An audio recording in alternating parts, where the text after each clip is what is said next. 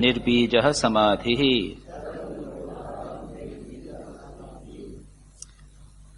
अथ साधनपादः तपः स्वाध्यायेश्वर प्रणिधानानि क्रियायोगः।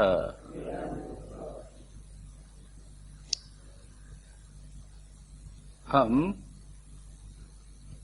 द्वितीय पाद के प्रथम सूत्र पर चर्चा कर रहे हैं और उसमें भी तप और स्वाध्याय पर विस्तार से चर्चा हो चुकी है।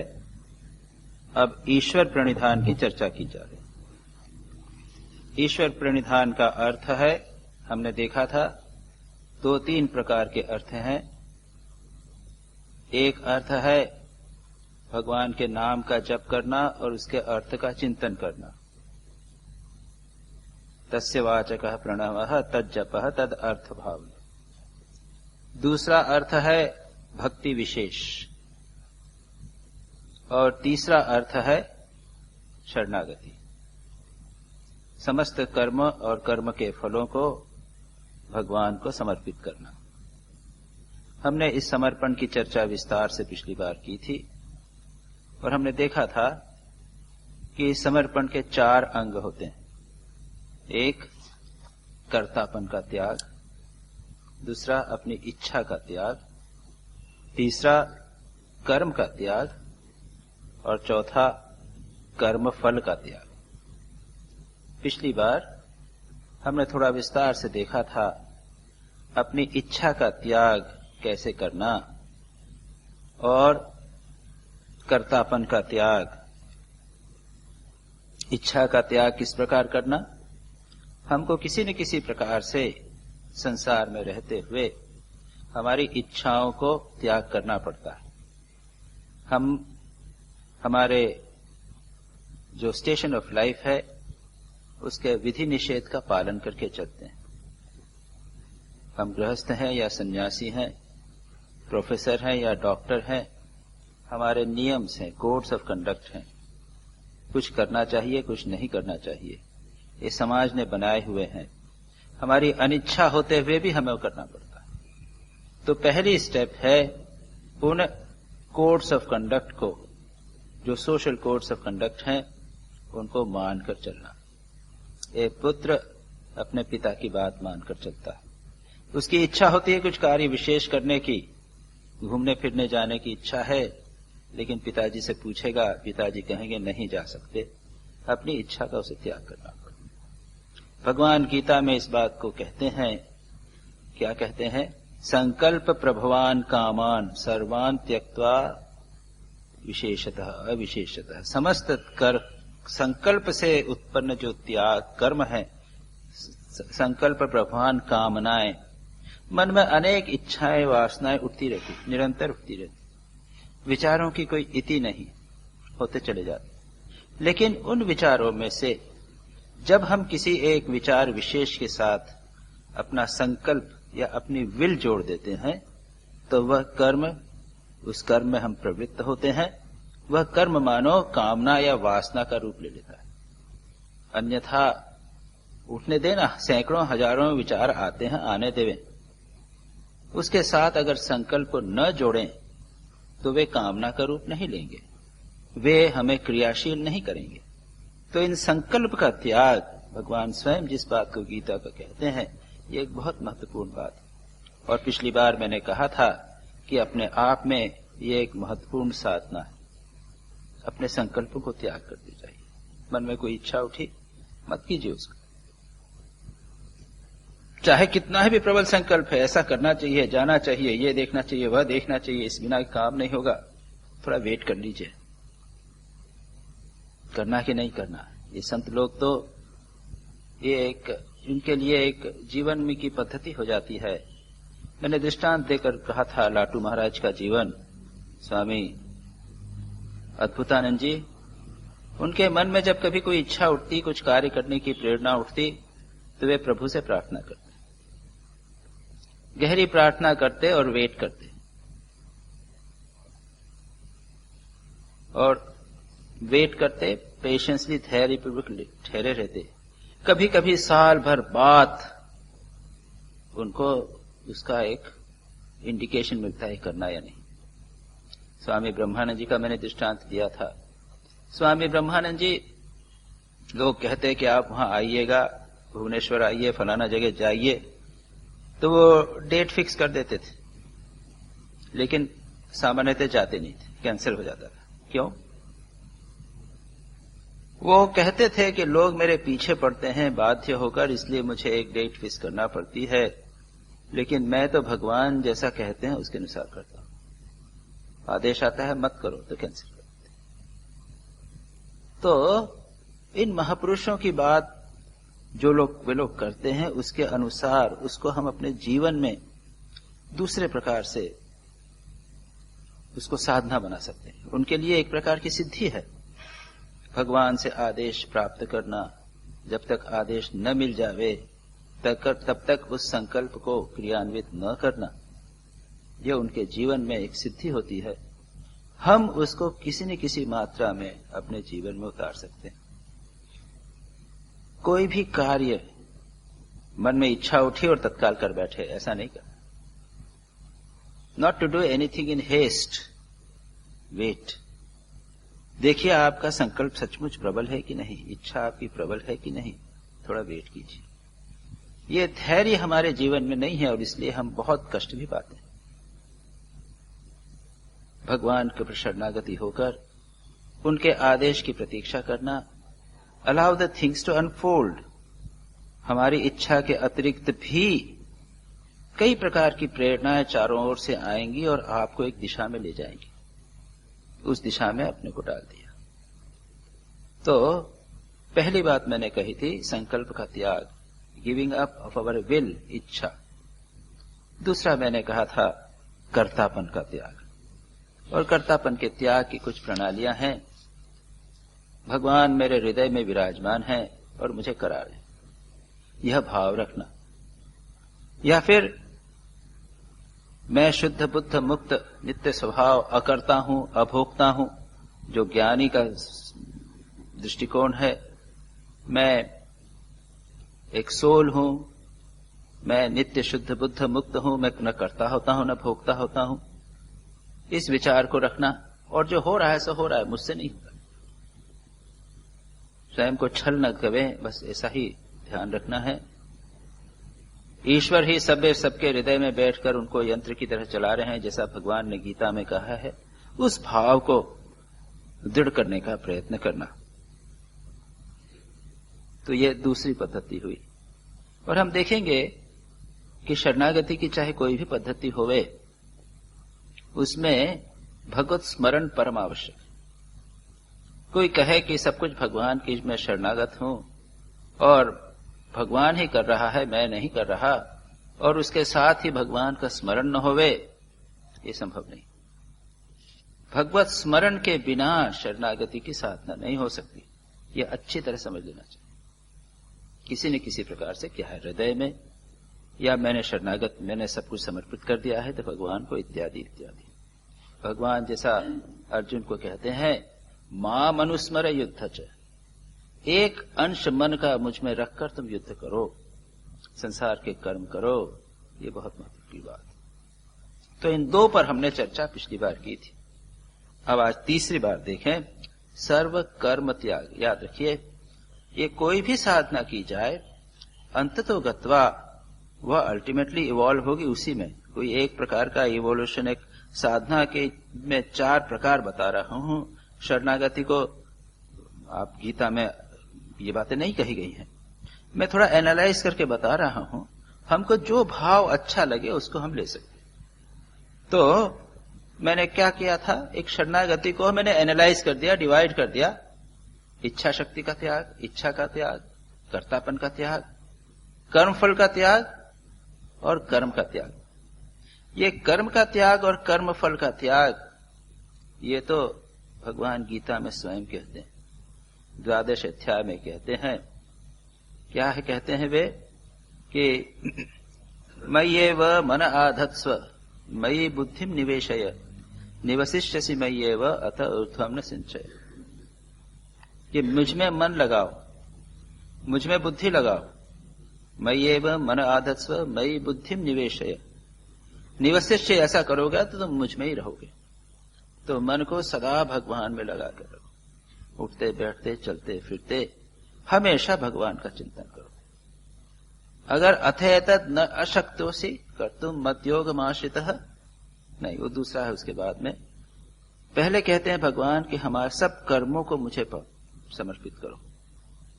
जब यह संभव नहीं है तो कहते हैं अथेतद अप्यशक्तोसी कर्तुम मद्योगमाश्रितः सर्व कर्म फल त्याग कुरु यथात्मवान। तो पहले कहते हैं कि मुझ में मन लगाओ। अभ्यास योगेन ततो मान इच्छाप्तुम धनंजय। अभ्यासेपि असमर्थोपि मत कर्म कृत भव।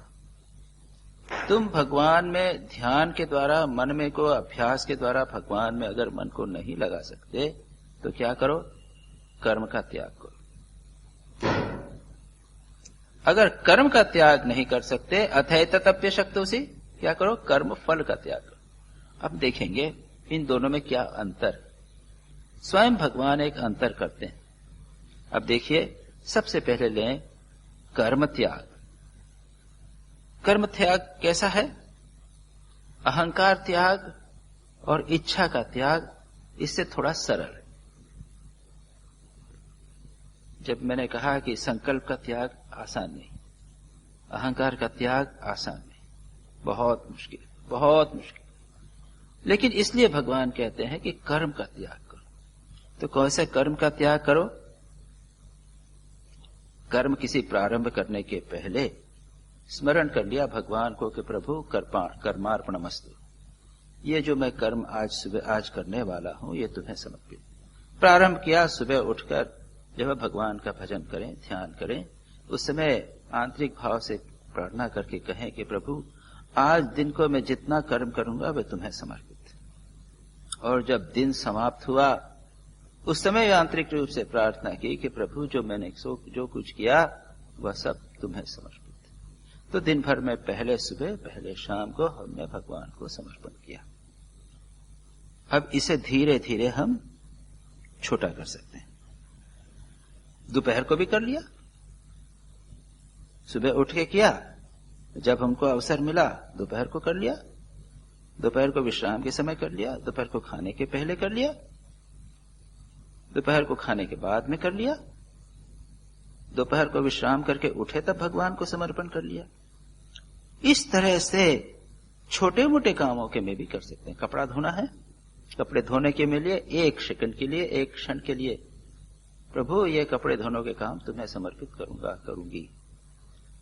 कार्य समाप्त हुआ, पुनः भगवान का स्मरण कर लिया, प्रभु यह काम तुम्हें समर्पित। प्रश्न अभ्यास का है, अभ्यास से हो सकता है, लेकिन यह बात भी संभव है कि अभ्यास करते करते धीरे धीरे क्या होगा, ये मैकेनिकल भी हो सकता है।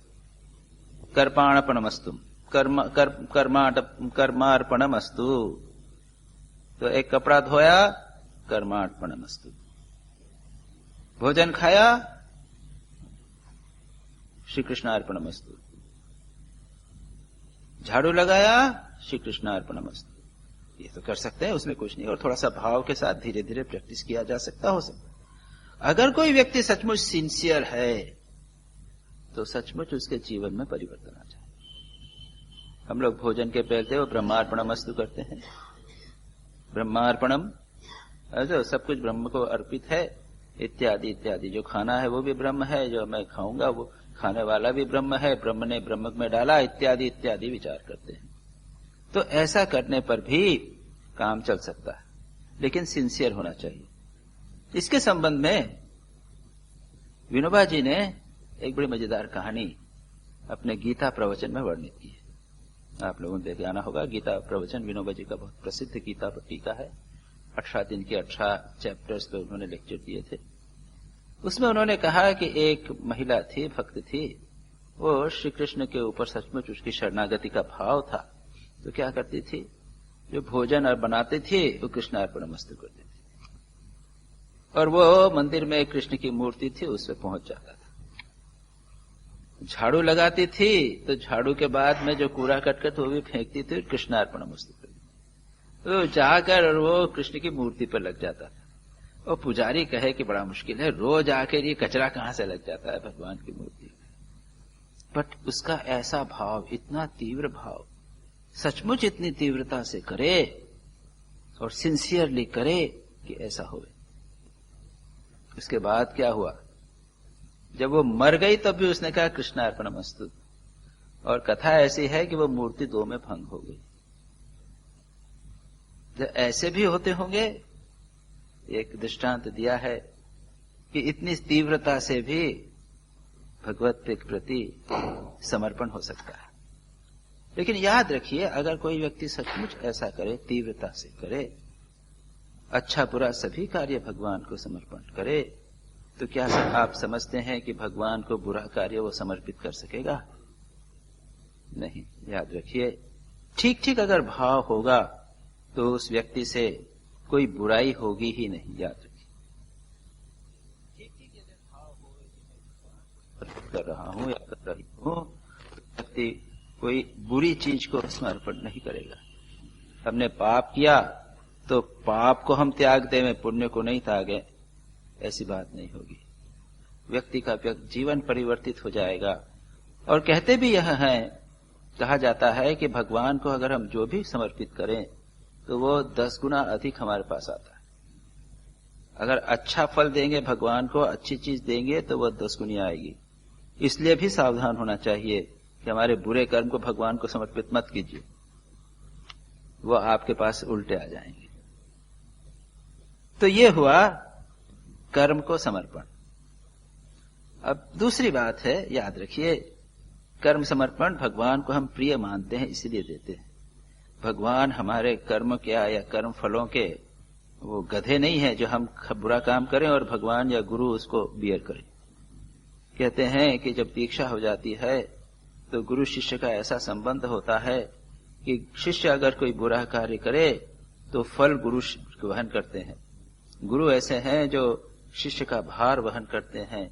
मां शारदा को आप जानते हैं उनके जीवन में कि मां शारदा को शरीर में बीमारी थी, जोड़ों में दर्द होता था, कष्ट सहन करना पड़ता था। क्यों? इसलिए कि उन्होंने कई ऐसे लोगों को दीक्षा दी थी और वे लोग कई प्रकार के कार्य करते थे, उसको उनको सहन करना पड़ता। एक भक्त का बड़ा सुंदर दृष्टांत है। उसने जाना कि मां शारदा की ऐसी स्थिति है तो उसके मन ही मन आया कि मैं अब मां को चरण स्पर्श नहीं करूंगा, क्योंकि अगर चरण स्पर्श करूंगा तो मां मेरे पाप ले लेंगी। तो तद मां के मन में उसके विचार इसी प्रकार के आ रहे थे। कभी कभी उसे यही इच्छा हुई, यहां तक हुई कि मां के पैरों में जो जोड़ में दर्द हो रहा है मैं अपने शरीर पे ले लूं। मां ने इमीडिएटली उस बात को, उसके मन को पढ़ लिया और उसका स्नेह करते हुए उसके दाढ़ी पर हाथ लगाते हुए जैसे चुम्मा लेते हैं ना, माताएं चुम्मा लेती हैं, उसका चुम्मा लेके कहा कि बेटा तुम ऐसी क्या बात कर रहे हो, मैं तुम्हारी मां हूं, तुम ऐसा मत सोचो, तुम बेटा जो भी हो अच्छे से रहो, मुझे सहन करने दो, कोई बात। लेकिन जो अच्छा भक्त होगा, अच्छा शिष्य होगा, अगर वह सचमुच भगवान को प्यार करता होगा तो कभी वह यह नहीं चाहेगा कि गुरु या भगवान मेरे कर्मों का कष्ट के कारण कष्ट सहन करे। हम कभी भी नहीं चाहेंगे कि अपना प्रियतम व्यक्ति हो उसको हम बुरी चीज देवें, बुरा कर्म देवें, हम कहीं नहीं चाहते। तो अगर कर्म के त्याग की बात अगर की जावे तो हम अच्छा ही कर्म प्रभु को समर्पित करेंगे। हम सदा यह प्रयत्न करेंगे कि जो भी हम कार्य करें वो शुभ कार्य हो और उस शुभ कार्य को भगवान को समर्पित करना चाहिए। ज्ञान की दृष्टि से यह कह सकते हैं कि सब कुछ मिथ्या, जगत मिथ्या, ये बात तो है। इसलिए क्या हमें परिवर्तित नहीं करना, अपने जीवन को परिवर्तित करना है, शुभ करना है और शुभ करते हुए यह सोचना है कि जो मैं कर रहा हूं वो मिथ्या है। ऐसा नहीं कि हम अशुभ करते चले जाएं और उसे है मिथ्या। जैसे लोग प्रवंचना करते हैं, अशुभ कार्य कर रहे हैं, अनैतिक कार्य कर रहे हैं और कह रहे हैं कि वो भी मिथ्या है, जगत मिथ्या, तो मेरा कर्म किया मिथ्या नहीं है। श्री रामकृष्ण के पास ऐसे भक्त एक व्यक्ति आए थे, वेदांतवादी। श्री रामकृष्ण बड़े नाराज हुए थे कि मैं ऐसे वेदांत पर थूकता हूं, ये क्या। शुभ कार्य करो, खूब पवित्र कार्य करो, उच्चतम कार्य करो और सोचो कि यह मिथ्या। ये एक हीरोइक आइडिया। तो ये हमने देखा ये कर्म फल त्याग की बात। अब कर्म की त्याग, कर्म का त्याग। अब दूसरा आगे चलें थोड़ा सा, कर्म फल का त्याग। कर्म का त्याग कठिन है। जैसा मैंने कहा कभी कभी कर्म नहीं कर, हम कर्म करते हैं, एजेंटशिप है, we want the work also, तो फिर कैसे करें? अथै तब अत्यशक्तोसी कर तुम मध्योगमाश्रित, यानी मेरे लिए सभी कर्म करो, ये तुम नहीं कर सको, मैं भगवान की प्रीति अर्थ सब कर रहा हूं कि कृष्णार्पणमस्तु या कृष्ण प्रीति अर्थम, या भगवान की प्रीति अर्थ जो भी काम करो भगवान के लिए करो, ये कार्य में करो। अगर यह न कर सको तो सर्व कर्म फल त्याग कुरु यतात्मवा। भगवान कहते हैं सभी कर्मों का फल त्याग करो। कैसे? जैसे यहां पर हवन हुआ, हवन के बाद में पूर्णाहुति हुई थी, हम खड़े हुए थे, हमने मंत्र पढ़ा था क्या? इतः पूर्वम देह प्राण धर्माधिकारतो जागृत स्वप्न सुषुप्ति अवस्थासु मनसा वाचा कर्मणा हस्ताभ्याम पद्म्या उब्रेन शिष्णा यदुक्तम यद प्रीतम यस्मृतम तत्सर्वम ब्रह्मार्पणमस्तु। जो मैंने इसके पहले जो भी कर्म किया, यह जो किया, होम किया, ये जो सब कर्म है, तत्सर्वम ब्रह्मार्पणमस्तु। और उसके बाद में हम क्या करते हैं? एक फल लेते हैं। हाथ में एक फल लिया था, केला था या कुछ था, उसको फल भी डालते हैं। ये फल क्या है? सिंबॉलिक है, हमारे कर्म का फल। हमने ये सारा कर्म का फल भगवान को समर्पित किया। जो भी हमने सारा कर्म किया है, जो भी हवन का शुभ कर्म किया है, किसके लिए किया? श्री कृष्ण श्री राम कृष्ण प्रीति अर्थम होमम हम करिष्ये। पुजारी ने जो संकल्प किया उसमें यहां पे उसने एक क्रिया पे, यहां पे अर्घ्य लिया जी हाथ में, और उसने कहा कि मैं आज के दिन में, आज की तिथि पे अपना नाम लेके कहा कि मैं श्री राम कृष्ण की प्रीति अर्थ, श्री राम कृष्ण की प्रियता के लिए इस होम को करूंगा। तो यहां पर कर्म का त्याग, कर्म भगवान की प्रीति अर्थ, और अंत में जो हुआ कर्म का फल भी हमने प्रभु आपको ही समर्पित कर दिया। हम अपने लिए कुछ नहीं दे रहे हैं। और मैं जब ध्यान की गाइडेड मेडिटेशन की क्लासेस हुई थी, आप लोगों ने जिन्होंने अटेंड किया है वे जानते हैं, उसके बाद मैं कहता हूं कि आप हाथ जोड़कर प्रार्थना कीजिए कि जो ये ध्यान का कर्म किया ये प्रभु को समर्पित, और ये ध्यान का फल भी प्रभु को समर्पित। कभी कभी लोगों को अच्छा लगता है, अरे इतना अच्छा ध्यान किया, इसको आप समर्पित कर रहे हैं। नहीं, ये समर्पण भी अपने आप में एक बहुत बड़ी साधना है। तो उसके बाद में कर्म के फल का त्याग। अब याद रखिए, जैसा अभी मैंने कहा कर्तापन का त्याग, पहले कहा था कर्तापन का त्याग और इच्छा का त्याग। ये कर्तापन और इच्छा का त्याग जो है ये डूअरशिप का त्याग है, कर्तापन का त्याग।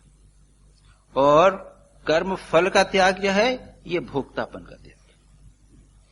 मैं कर्ता भी हूं, भोक्ता भी हूं, इस दोनों को त्याग करना चाहिए। मैं आत्मा हूं, ना तो आत्मा करता है ना भोग। इसके लिए दो डिवीजन कर दिए, एक तो अहंकार का त्याग और दूसरा अहंकार यानी मैं कर रहा हूं, एक कर्तापन का त्याग। और मैं फल को प्राप्त नहीं करूंगा, क्योंकि फल प्राप्त होगा तो मैं भोक्ता बनता हूं। जो मैंने कर्म किया उसका फल भोग, इस भोक्तापन को त्याग करना। लेकिन याद रखिए ये कर्तापन का त्याग, ये भोक्तापन का त्याग, फल त्याग कर्मयोग का बहुत महत्वपूर्ण अंग है। सारी गीता में यही है ना। सब भगवान यह कहते हैं वहां पर कि सुखे दुखे समय कृत्वा लाभा लाभो जया जयो। सुख दुख, लाभ अलाभ, जय पराजय, इन ये तीन त्रिपुटी ये द्वंद्व हैं, सक्सेस फेलियर, जय या पराजय, विक्ट्री और डिफीट, राज्य मिलेगा नहीं मिलेगा, सुख मिलेगा दुख मिलेगा, जिस कर्म को कर रहे हो क्या परिणाम होगा उसको त्याग दो, भगवान यहां स्पष्ट कह रहे हैं। तो वहां पर भोक्तापन जो भी होगा, कुछ भी होगा, उसको त्याग करने की बात कर रहे हैं। उसके बाद कह रहे हैं कि आप युद्ध करो, प्रिय अप्रिय दोनों प्रकार के फलों का त्याग करना। लेकिन होता क्या है? एक बड़ा सुंदर मजेदार श्लोक है, पुण्यस्य फलम इच्छन्ति पुण्यम नेच्छन्ति जंतवः मानवाः न पाप फलम इच्छन्ति पापम कुर्वन्ति यत्नतः। क्या है कि पुण्य का फल चाहते हैं लेकिन पुण्य करना नहीं चाहते, और पाप करते हैं मजे से लेकिन पाप का फल नहीं चाहते।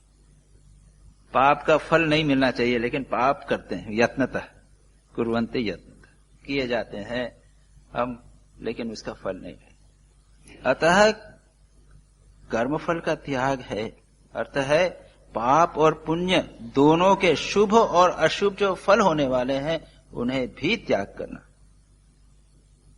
स्वामी विवेकानंद कर्म योग में इस पर विस्तार से वर्णन करते हैं कि कोई भी कर्म ऐसा नहीं है जिसमें किसी न किसी मात्रा में शुभ और अशुभ दोनों न हो। स्वामी जी उदाहरण दे रहे हैं कि मैं लेक्चर दे रहा हूं, आपको अच्छा लग रहा है, आपको लाभ हो रहा है, लेकिन मैं बोल रहा हूं इसमें कितने माइक्रोब्स मर रहे हैं, कितने हवा के अंदर बहुत सारे वो हैं, कीड़े हैं, अपने बैक्टीरिया हैं, वो सब मर रहे हैं। आप चलकर आए, पता नहीं कितनों का आपने कुचल दिया होगा। तो कोई भी कर्म ऐसा नहीं है, चाहे कितना भी शुभ हो उसके अंदर कोई अशुभ न मिला हो, और कोई भी ऐसा कर्म नहीं है जिसमें विशुद्ध रूप से अशुभ हो, उसमें कुछ शुभ न हो, उसमें भी कोई न कोई शुभ बात होगी। तो इसलिए प्रत्येक कर्म का शुभाशुभ फल अवश्य होगा, और इसीलिए आवश्यक है अनासक्ति। इसलिए कर्म को समर्पित करो, अन्यथा आप बंधन में पड़ेंगे। इसलिए क्या करना चाहिए?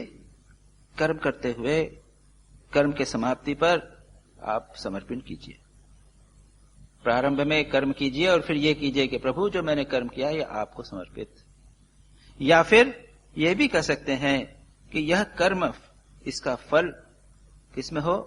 मेरे योग की साधना में सहायक हो, मेरे संसार बंधन से मुक्त करे और निवृत्ति की ओर ले जावे, इस प्रकार का भाव करना। तो इस प्रकार का भाव करने से भी हम कर्म फल के से मुक्त हो सकते हैं। इसी प्रकार इसका एक दृष्टांत, जैसे मैंने कहा था, गिरीश चंद्र घोष का दृष्टांत था, जिन्होंने कर्तापन का त्याग किया था। संकल्प नहीं करते थे, अगर संकल्प उठता था मन में तो कहते प्रभु की इच्छा होगी तो मैं करूंगा, नहीं तो नहीं करूंगा। अपनी इच्छा से कुछ नहीं, बीच में लगा देते थे, प्रभु की इच्छा होगी तो करूंगा। और बाद में जैसा मैंने कहा, उनको पुत्र वियोग हुआ, पत्नी की मृत्यु हुई, चुपचाप शांत रूप से उन्होंने सहन किया। ऐसा नहीं कहा कि मुझे श्रेष्ठ फल ही चाहिए। जैसे भी कठिनाई आए, उन्होंने जैसे भी कष्ट हुए हों, उन्होंने धैर्यपूर्वक स्वीकारा। क्यों? क्योंकि ये प्रभु की इच्छा है, ये प्रभु की इच्छा है, मैं इसमें और कुछ नहीं कर सकता। As the ideal, the goal, सिद्धावस्था में वर्णन कर चुका हूं, आगे कर चुका हूं। दूसरा है शरणागति एक साधना के रूप में। अब तीसरी बात बची है, शरणागति as a way of life, एक जीवन पद्धति। ये शरणागति के ये 3 बातें मैंने बताई थी। अच्छा, इसके पहले एक बात समझ लेना चाहिए, शरणागति और पुरुषार्थ का कॉम्बिनेशन, ये एक बहुत बड़ा point of discussion, philosophical discussion होता है। शरणागति और पुरुषार्थ, कौन सा श्रेष्ठ है, कौन सा बड़ा है, क्या करना चाहिए, इसमें कंफ्यूजन नहीं होना चाहिए। शरणागति का अर्थ अकर्मण्यता नहीं है, याद रखिए। शरणागति का अर्थ ही नहीं कि आप हाथ पैर बैठ जाओ, निष्क्रिय बन जाओ, नहीं।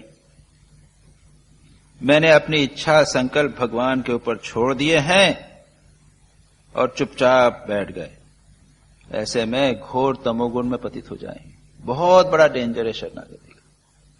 जिस प्रकार पुरुषार्थ का डेंजर है कि आदमी कर्म करता ही जाता है, करता जाता है, करता जाता है। सभी साधन में कोई न कोई समस्या रहती है। मैंने कहा था, जब स्वाध्याय की चर्चा कर रहा था तब मैंने स्पष्ट रूप से कहा था कि स्वाध्याय के अंदर भी ये डर रहता है क्या, शास्त्रेश न हो जाए। बहुत सारे शास्त्र पढ़ते हैं तो पढ़ते ही रहते हैं। बस एक नशा हो गया, शास्त्र पढ़ने का नशा। तपस्या का भी, तप की भी समस्याएं हैं। तप को महत्व दे दिया, आखिर वह साधन है, उसी को सिद्धि मान लिया, उसको साध्य मान लिया तो समस्या हो जाएगी। तो इसी प्रकार शरणागति की अपनी समस्या है। और पहली समस्या है अकर्मण्यता, निष्क्रियता, तमोगुण। और साधक को सदा सावधान रहना चाहिए। जैसा दृष्टांत के रूप में कहा था, तुरानंद जी ने भी कहा था, शरणागति सत पूछा जाए कठोर कर्मठता के बाद, कठोर पुरुषार्थ के बाद प्राप्त होती है, इतनी आसानी से नहीं प्राप्त होती है। यह उच्चतम सात्विक स्थिति है, याद रखिए। व्यक्ति एक ऐसी स्थिति को प्राप्त होता है जब वह सब कुछ करता है इंटेंसली, लेकिन वह फील करता है कि मैं नहीं कर रहा हूं, भगवान कर रहा है। और श्रेष्ठ दृष्टांत हनुमान जी का है। हनुमान जी से कर्मठ और कौन हो सकता है? लेकिन हमेशा ये लगता है कि मैं नहीं कर रहा हूं, प्रभु तुम्हें करा रहे। कभी किसी भी कर्म का उन्होंने अपनी क्रेडिट ली ही नहीं।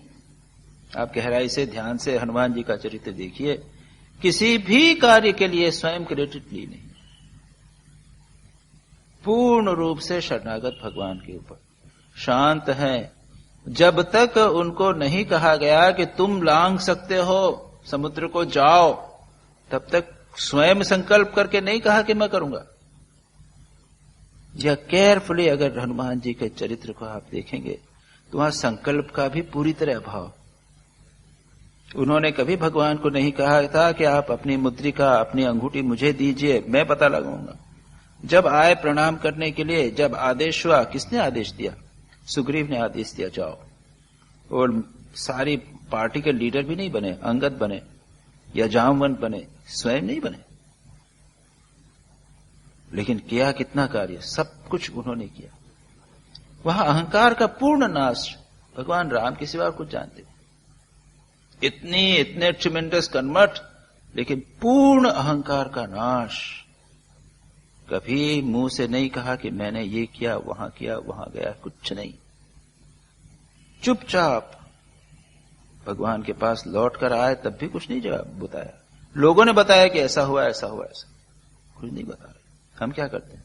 हम थोड़ा सा काम किया कि डिस्क्रिप्शन कर दिया कि मैं वहां गया था, इतना लेक्चर दिया, इतने लोग थे, इतना अच्छा लेक्चर दिया, इतना मैंने काम किया, ये हमारा बायोडेटा हम बताते। हनुमान जी के पास कोई बायोडेटा नहीं, मैं भगवान का दास हूं और कुछ। तो परम पुरुषार्थ के साथ में शरणागति होनी चाहिए। ये पुरुषार्थ नहीं है, कहना चाहिए कर्मठता। और दोनों आवश्यक हैं हमारे जीवन में संतुलन बनाए रखने के लिए। इंटेंस एक्टिविटी एंड इंटेंस काम, स्वामी विवेकानंद जी इस बात को बार बार कहा करते थे।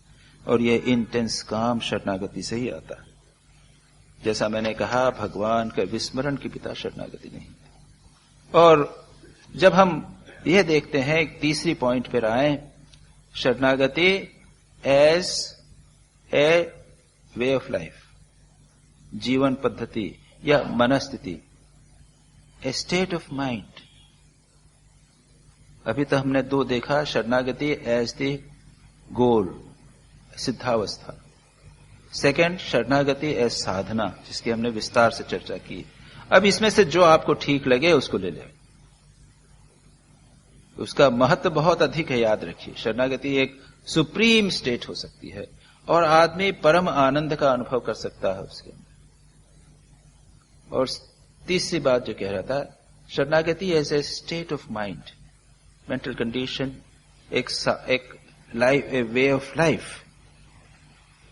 याद रखिए, ऑल एक्टिविटीज, जो भी हम कर्म अहंकार प्रेरित करते हैं, मैंने किया, मैं कर रहा हूं, मैंने डिसीजन लिया है, मैंने ये काम किया है, जितने भी अहम प्रेरित कर्म हैं और जिसके अंदर भी हमारी कामना वासना फलाशक्ति है, वे सब के सब दे लीड टू टेंशन, मानसिक तनाव। थोड़ा सा एनालिसिस करके हम देख लें, हम छोड़ नहीं सकते। हमें लगता है कि ये हमें सुख प्रदान करेंगे, लेकिन इट्स जस्ट द ऑपोजिट। इससे हमें दुख ही दुख अधिक होता है। All activities done with ego और for desire for enjoyment of fruits, they lead to tension. और इसलिए प्रभु की इच्छा से जो होगा होगा। मैंने जो किया किया। मैं कौन हूं करने वाला? मैं क्या संसार चलाने वाला हूं? हम अपने सिर के ऊपर एक जिम्मेदारी ले लेते हैं। ये बुरा नहीं है। जिम्मेदारी को वहन करना एक इवोल्यूशन या डेवलपमेंट की एक स्टेप है। प्रत्येक युवक होता है, जिम्मेदार बनता है, कुछ कर्म करता है, अपने ऊपर जिम्मेदारी लेता है, कार्य निष्पन्न करता है। ये तो एक इवोल्यूशन की आवश्यकता है ही, मानव के विकास की आवश्यकता है, लेकिन उसके साथ ही साथ यह भी जानना चाहिए कि भगवान के बिना भगवान ही अल्टीमेटली सब कुछ कर रहे हैं। पूरा अपनी तरफ से जो होना हो सो करें, फिर भगवान पे छोड़ दें। जो भगवान की इच्छा होगी। मैंने अपने तरफ से किया बस।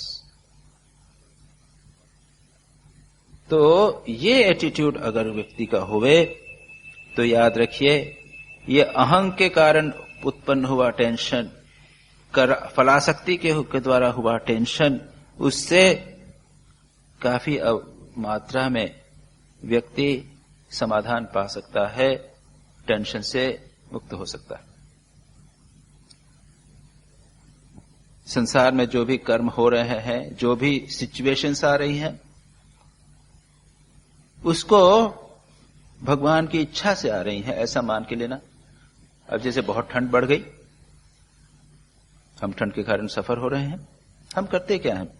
और इसका और एनालिसिस आगे आएगा जब हम अस्मिता की चर्चा करेंगे, इसके बाद ही आने वाली है ये सारे विचार।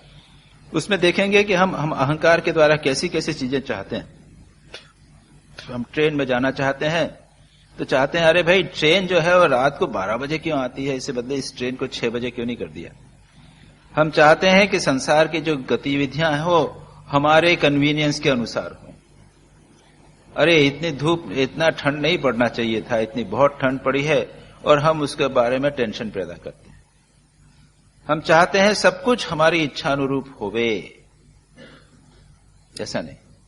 सब कुछ भगवान की इच्छा से हो रहा है, उसको शांत भाव से सिचुएशंस को स्वीकार करना।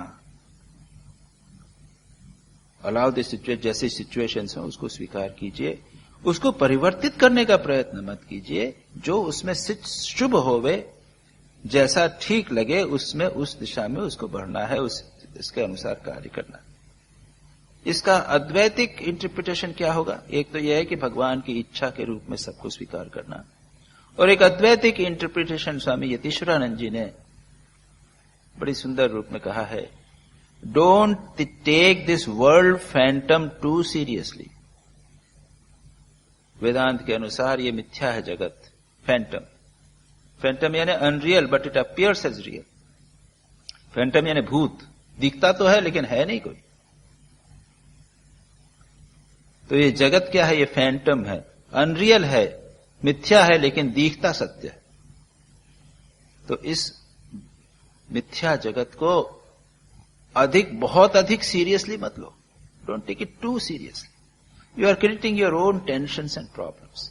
अरे ये है, अभी है, नहीं है रे, कल निकल जाएगा। और उसको इतना दिमाग पर चढ़ाकर टेंशन किया हमने कि सारा जीवन तनाव में बिता रहे हैं। कोई गलती करती, हो गई। कुछ हमारी इच्छा पूर्ण नहीं होगी, उसको इतना महत्व दिया। बहुत सारा संसार में युद्ध हो गया, बुराइयां हो गई, ये और हम उसके लिए कष्ट बना रहे हैं। उसको हमने बहुत महत्व दिया। Don't give too much importance to the world. हम अपना कार्य करें, उसमें थोड़ा बहुत महत्व तो देना है, ठीक है। Don't take it too serious. और बंगाली में एक कहावत जैसी है कि उधर रावण मर गया, लंका में रावण मर गया, और इधर बेहला एक दूसरा व्यक्ति है, वो अपना सिर पीटने लगा। अरे संसार अपने ढंग से चल रहा है और हम अपना सिर पीट रहे हैं, अरे ऐसा हो रहा है वैसा हो रहा है। वो एक देखने वाला है, भगवान है, he is taking care of the world. हम अपनी सारी संसार की, भारत की चिंता, अरे क्या हो रहा है, ये हो रहा है, बड़ी खराबी है भारत में, करप्शन हो गया है, ये नैतिकता हो रही है, मटीरियलिज्म आ रहा है, और हम अपने आप को बहुत टेंशन में ला रहे हैं। ऐसा नहीं, जो हमारा कर्तव्य है उसे करें, लेकिन डोंट क्रिएट अननेसेसरी टेंशन, क्योंकि एक भगवान है, वो अपनी दुनिया को चला रहा है अपने ढंग से। और इसीलिए कहा भगवान की इच्छा के अनुसार के बिना एक पत्ता भी नहीं हिल सकता। उस भाव को रखकर अगर हम अपने जीवन में इस भाव को लाएं तो हमारे जीवन में बहुत सारे ये समस्याएं, अप्स एंड डाउन्स जो जीवन के आती हैं, उसमें हम अपने संतुलन को बनाए रखेंगे। पुरुषार्थ और शरणागति का एक संतुलन बहुत आवश्यकता है। इसीलिए यहां पर पतंजलि ने तप, स्वाध्याय और ईश्वर प्रणिधान, इसको क्रिया योग के रूप में लिया। हमने विस्तार से तीनों का वर्णन किया, बट यहां पर इस सूत्र में कहने का उद्देश्य है इन तीनों को अपने जीवन का अनिवार्य अंग बना लिया जाए। Spirit of austerity and hardship, तप, स्टडी ऑफ नोबल लिटरेचर, स्वाध्याय, and a spirit of surrender to God, ईश्वर प्रणिधान। इन तीन को अगर हम अपने जीवन में डाल लें तो हमारे जीवन में बहुत मात्रा में संतुलन आ जाएगा, इमोशनल, फिजिकल एंड इंटेलेक्चुअल। तो इस प्रकार से हमने इस सूत्र पर विस्तार से चर्चा की। लगभग 3 क्लासेस हमने इस महत्वपूर्ण सूत्र पर हमने डाली है। मुझे विश्वास है कि आप लोग उसका प्रैक्टिकल पार्ट अवश्य लेंगे। It is not merely theory. याद रखिए, ये पातंजल योग सूत्र की क्लासेस में मेरा हमेशा एम्फेसिस रहा है प्रैक्टिकल एस्पेक्ट। कुछ लोग मेरे पास आकर देते हैं, बताते हैं कि भाई ये नई नई किताबें हैं, कमेंट्रीज हैं पातंजल योग सूत्र के ऊपर, शंकर की कमेंट्री, दूसरी कमेंट्री है।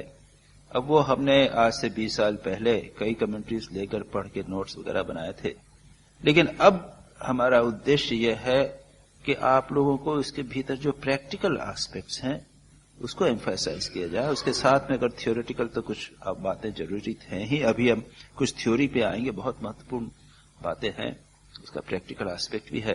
तो इसमें से आप अपने जीवन में कुछ महत्वपूर्ण बातों को अगर जीवन में ले सके तो बहुत अच्छा हो। मेरा यही उद्देश्य है। इन तीनों को तप, स्वाध्याय, ईश्वर प्रणिधान पर चर्चा की, उस पर विचार करें और जीवन में कुछ उतारने का प्रयत्न करें। अब आगे चलिए, दूसरा श्लोक, दूसरा सूत्र। समाधि भावनार्थः क्लेश तनुकरणार्थश्च। समाधि भावनार्थः क्लेश तनुकरणार्थः च।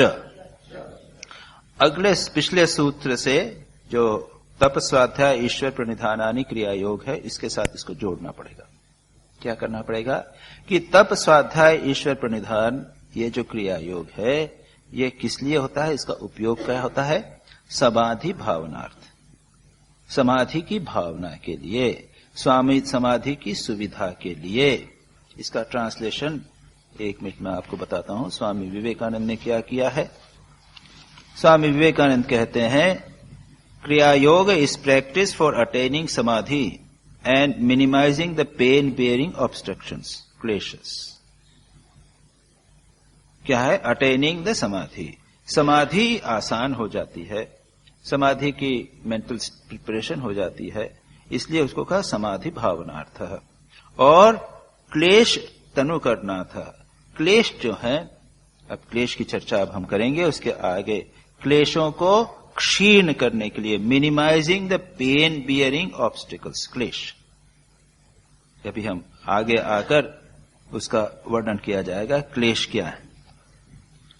याद रखिए, जैसा अभी मैंने कहा है कि इसको अंडर एस्टिमेट नहीं करना है, ये समाधि तक ले जा सकते हैं क्रिया योग। स्वाध्याय के बाद ध्यान आ जाता है, ईश्वर शरणागति भी सीधी समाधि तक ले जा सकती है। और तप को कुछ लोग बहुत महत्व देते हैं, अगर तक में ध्यान को भी लिया जाए तो वो तो बहुत ही समाधि के निकट आ जाए, इसलिए क्रिया योग को मिनिमाइज नहीं करना है। उसके बाद क्या है, दोनों बातें कही गई यहां पे कि इन दोनों के द्वारा समाधि यानी तप, स्वाध्याय और ईश्वर प्रणिधान, इसके द्वारा दो चीजें होती हैं। एक तो पॉजिटिव समाधि की भावना और दूसरा निगेटिव, कुछ चीजें दूर होती हैं। क्या दूर होती हैं? क्लेश। क्लेश क्या हो जाते हैं? तनु हो जाते हैं। तनु यानी अभी बताएंगे, तीनों की भी आगे चौथे सूत्र के अंदर तनु की परिभाषा आएगी। कई कितने प्रकार के वो हैं, वो सारा वर्णन चौथे सूत्र में आएगा। दोनों एक दूसरे से संबंधित है, याद रखिए। क्लेश तनुकरण, क्लेश क्षीण होना, अविद्या, अस्मिता, राग, द्वेष, अभिनिवेश आ जाते हैं क्लेश। अगले सूत्र में पढ़ ही लिया जाए। अविद्या, अस्मिता, राग, द्वेषाभिनिवेशा क्लेशाः।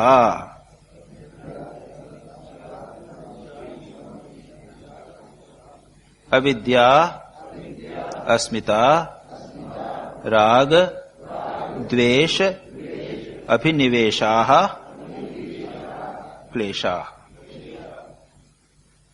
घबराइए नहीं, बड़े बड़े वर्ड नहीं, इससे घबराने की बात नहीं है। ये बिल्कुल आसानी से अच्छी तरह समझ लेंगे, हम समझा देंगे आपको। बहुत ही महत्वपूर्ण चीज है, हम समझ लें कि हम कैसे बंधन में पड़े हैं, बंधन क्या है। क्लेश यानी जो कष्ट देवे, क्लेश ना बड़ा कष्ट हो रहा है, क्लेश हो रहा है, तो क्लेश यानी जो कष्ट। और हमने पातंजल योग सूत्र के पहले सूत्रों में देखा था, वृत्तयः पंचतयः क्लिष्टा क्लिष्टा, 5 प्रकार की वृत्तियां हैं, कुछ क्लिष्ट हैं, कुछ अक्लिष्ट हैं। तो वो क्लिष्ट और अक्लिष्ट का अर्थ यह ऐसा नहीं कि सिर के ऊपर चोट लगी तो वो क्लेश हो गया, ऐसा नहीं। ये राग, द्वेष, अभिनिवेश से जो संबंधित होवे वो क्लिष्ट वृत्तियां। जो वृत्तियां अविद्या को बढ़ावें, अस्मिता यानी अहंकार को बढ़ावें, राग और द्वेष को बढ़ावें और अपने जीवन के प्रति जो क्लिंगिंग है उसको बढ़ावें, उनको हम कहते हैं क्लिष्ट वृत्ति। तो क्लेश यानी जो हमारे जीवन में अंततोगत्वा कष्ट को अधिक कष्ट देने वाले हैं, उनको क्लेश कहते हैं। फिलोसॉफिकली जिसको हम विस्तार से देखेंगे, ये क्लेश, 5 क्लेशों का पूरा वर्णन, एक एक की डेफिनेशन पतंजलि करेंगे। 5 की पूरी 5 डेफिनेशन पतंजलि करने वाले हैं, उसको हम देखेंगे। तो यहां पर क्या कहा है कि क्लेश तनु करना था, क्लेश को एटीन्यूएट करना, निम्न करना, क्षीण करना, मिनिमाइज करने में ये क्रियायोग, तप, स्वाध्याय, ईश्वर प्रणिधान मदद करते हैं। और उसके बाद में क्या कहा गया कि इनसे समाधि की भावना, एक नेगेटिव एलिमेंट और पॉजिटिव, दोनों कार्य इससे होते हैं। याद रखिए, सभी साधनाओं का उद्देश्य यह है कि हमारे जीवन में जो दुर्बलताएं हैं उन्हें दूर करके जो हमारे जीवन में जो सबलताएं हैं, जो अच्छी बातें हैं, वे बढ़ें। दोनों चीजें होती हैं जो यहां पर पतंजलि ने हमें कहा गया है। आज हम यहीं छोड़ देवें।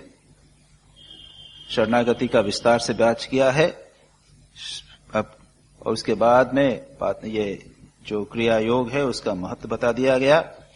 और अविद्या, अस्मिता, राग, द्वेष, अभिनिवेश, ये 5 क्लेशों का इन्यूमरेशन केवल किया है। अविद्या यानी इग्नोरेंस, अस्मिता अहंकार, राग अटैचमेंट, द्वेष एवर्शन, किसी चीज को हम नहीं चाहते, और अभिनिवेश जीने की इच्छा, जीवन को पकड़े रहने की चाह। इन 5 का हम विस्तार से वर्णन आगे करेंगे। योगेन चित्तस्य पदेन वाचाम मलं शरीरस्य च वैद्यकेन योपाकरोतं प्रवरं मुनीनां पतंजलिं प्राञ्जलिरानतोऽस्मि।